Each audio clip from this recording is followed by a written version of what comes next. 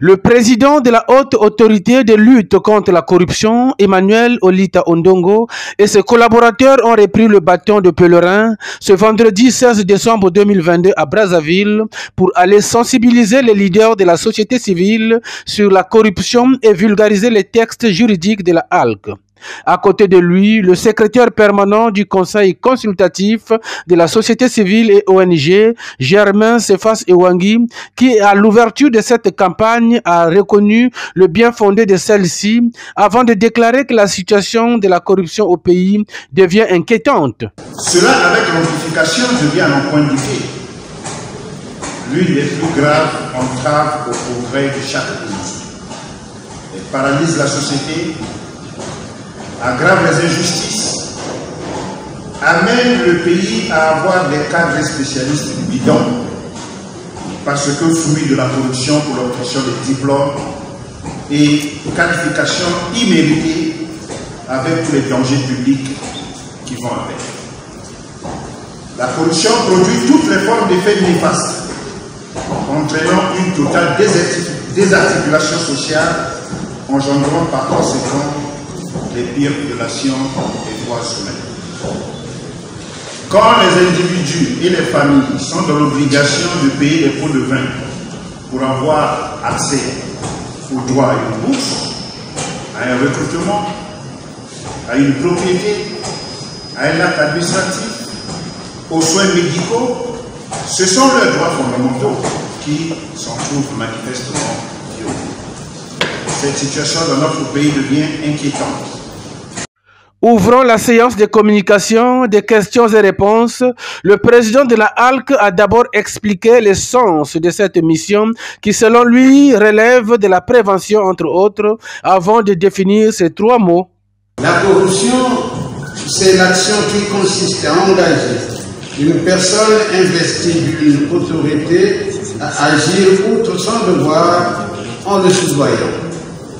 La conclusion, quant à elle, c'est la perception illicite par un agent public de sommes qu'il sait ne pas être due, une exaction, une malversation. La fraude, c'est une action faite de mauvaise foi dans le but de tromper. La tentative de l'une ou l'autre de ces infractions est prévue dans la loi anticorruption numéro 9 2022 du 11 mars 2022.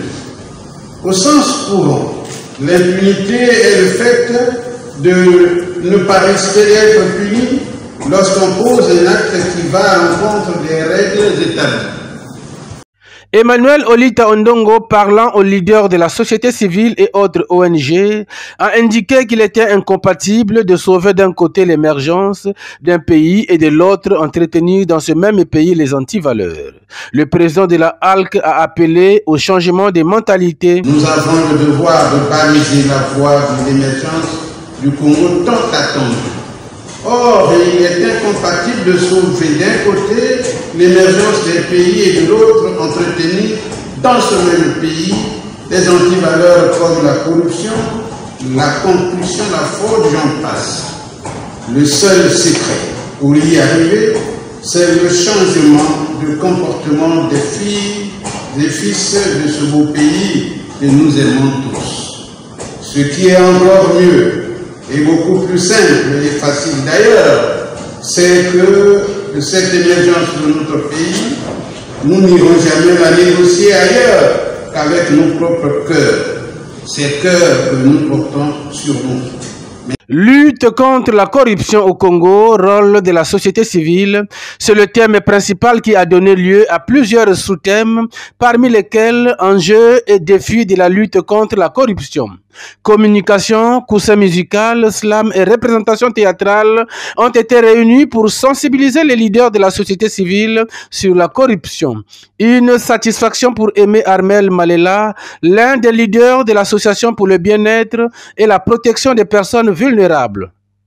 Donc nous devons travailler en parfaite collaboration avec la haute autorité de lutte contre la corruption afin aujourd'hui de pouvoir dénoncer aujourd'hui toutes ces pratiques-là qui n'honorent pas exactement notre pays.